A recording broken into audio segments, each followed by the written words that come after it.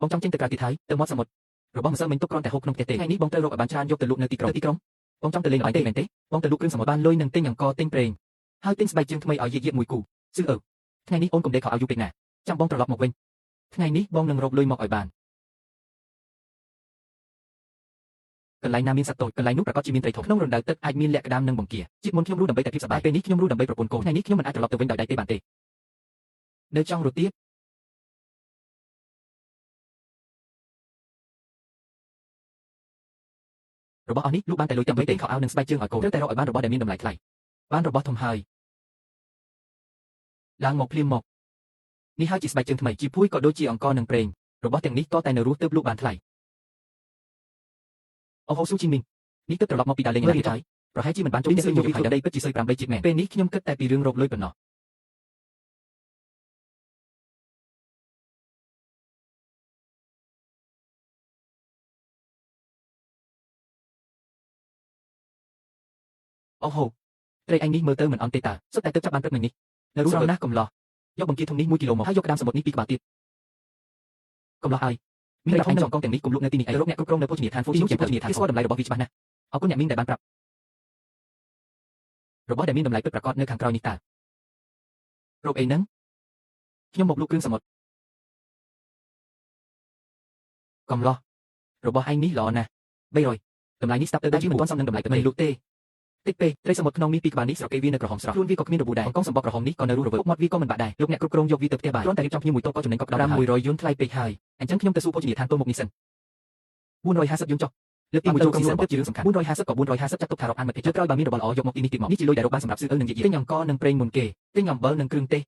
ទិញប្រេងកាត់ដូចចំណីអាចឲ្យនាងដេកខោអាវតតែគួចភ្នែកទៀតទេទីបំផុតយាយអាចមានស្បែកជើងពាក់ត្រឹមត្រូវហើយសម្រាប់ស៊ឺអើក៏មិនអាចខ្វះបានដែរយាយធំប៉ុណ្ណេះទៅហើយប្រហែលមិនសូវបានហូបស្ករគ្រាប់ទេខ្ញុំរកលុយបានហើយតែស៊ឺអើនាងជឿខ្ញុំទេអូនថ្លៃឯងកុំធ្វើឲ្យបងលំបាកឯងបងជួយគ្រួសារឯងច្រើនពេកហើយបងថ្លៃធំសុំបងជួយពួកយើងម្ដងទៀតអាចធ្វើការងារឲ្យច្រើនហើយហូបឲ្យតែយាយនៅក្មេងណាស់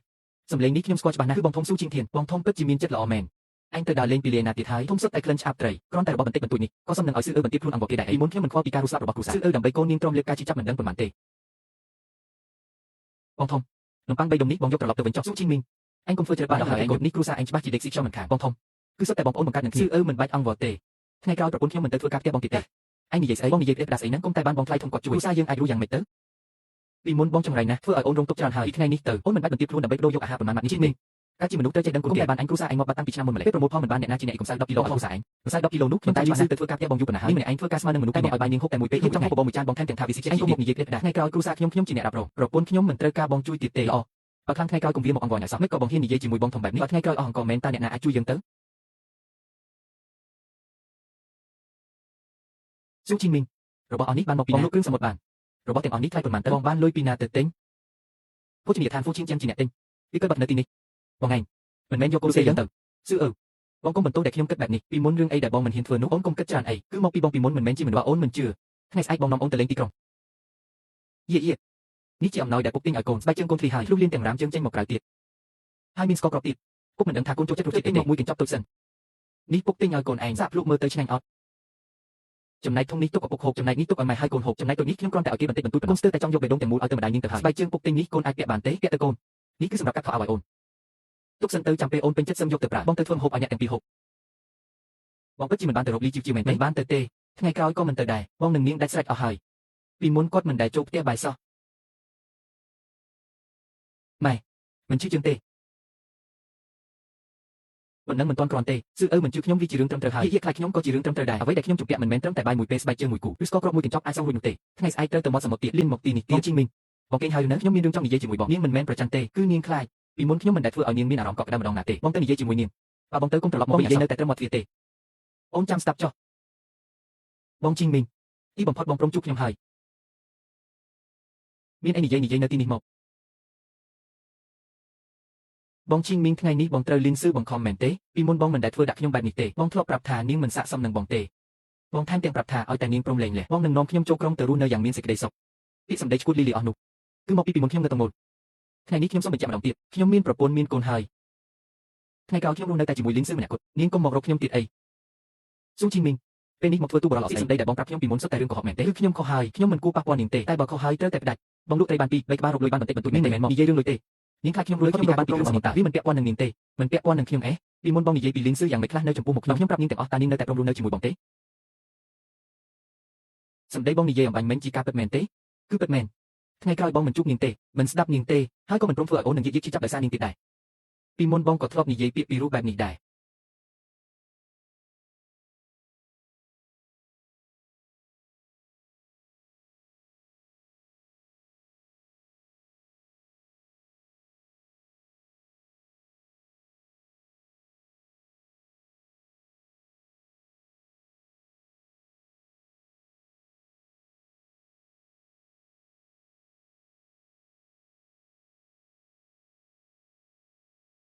អញ្ចឹងថ្ងៃក្រោយបងនឹងនិយាយឲ្យតិចធ្វើឲ្យច្រើននេះគ្រាន់តែជាជំហានដំបូងប៉ុណ្ណោះលីនស៊ឺនៅមិនទាន់ទុកចិត្តខ្ញុំទេតែយ៉ាងហោចណាស់អំបញ្ញមិញនាងបានរើសហើយស៊ឺបងនឹងធ្វើឲ្យអូនជឿជាក់លើបងបើប្រអប់ទុកគ្រឿងសមុទ្រស្រស់ប្រអប់ដូរគ្រឿងសមុទ្រដែលដំឡើងទៅថ្ងៃស្អែកត្រូវចាប់បង្គាក្តាមខ្ញុំបាន10គីឡូថ្ងៃស្អែកខ្ញុំត្រូវតែទៅមាត់សមុទ្រម្ដងទៀតហើយលើកនេះខ្ញុំត្រូវចាប់របស់ស្រស់ឲ្យបានច្រើនជាងមុនបើប្រអប់រក្សាភាពស្រស់ប្រអប់ដូរគ្រឿងសមុទ្រខាន់អាចដំឡើងកម្រិតបានគឺប្រមូលបង្គាក្តាមនិងខ្ញុំស្រស់ឲ្យបានជាក់ស្ដែងបង្គាក្តាមខ្ញុំ10គីឡូមិនមែនថាគ្មានឱកាសទេចង់ទៅមាត់សមុទ្រទៀតហើយហេតន់ទឹកស្រស់ពីព្រឹកព្រលឹមទៅរៀបរកក្តាមនឹងខ្ញុំបន្តិចម្សិលមិញទើបតែលក់បានលុយច្រើនសោះថ្ងៃនេះនៅទៅទៀតលុយទាំងនេះអូនទុកសិនទៅខ្ញុំមិនយកទេអញ្ចឹងបងដាក់លើទៅនេះហើយអូនជួយមើលផងថ្ងៃនេះចេញទៅបងយកតែត្រង់នឹងសំណាញ់ទៅទេយេស្បែកជើងជឿជើងអត់កូនអត់ជឿទេអរគុណពុកមិនជឿគឺល្អហើយចាំពុកត្រឡប់មកវិញនឹងរំញ៉ាស់បបបង្គាឲ្យកូនហូបស៊ូជីមីងចេញទៅក្រៅទៀតហើយថែមទាំងទិញអង្ករនិងប្រេងគីមានសមត្ថភាពអីចេញកើតទៅពីមុនខ្ញុំឈ្មោះអាក្រក់ណាស់ត្រូវគេនិយាយតាមបែបនេះក៏សំហើយពេលនេះអ្វីដែលខ្ញុំត្រូវធ្វើគឺសាងគ្រួសារឡើងវិញទីនេះមានស្នាមក្តាមវាក្នុងរណ្ដៅទឹកខាងនោះមានហ្វូមបង្គាតូចក្នុងចន្លោះថ្មនេះមានខ្យងលៀនចេញមកបន្តិច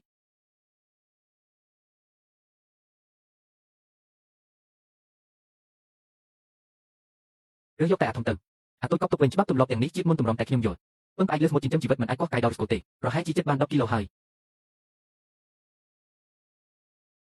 ចាប់បានបង្គាក្តាមនិងខ្ញុំស្រស់បាន10គីឡូហើយប្រអប់រក្សាភាពស្រស់របស់យើងសម្រាប់ឲ្យស្រស់បាន24ម៉ោងស៊ុតមន់ម្សៅមីគ្រាប់ធានជាតិរបស់អស់ទាំងនេះសម្រាប់លីនស៊ឺនិងយៀតវាមានតម្លៃជាងនេះទៅទៀតហើយជំរឿនប្រូថ្មីបង្គាសមុទ្រ1គីឡូអាចប្រូស៊ុតបាន5សន្លប់សាច់ញ៉ាំ2ក្បាលប្រូគ្រាប់ធានជាតិបាន3គីឡូ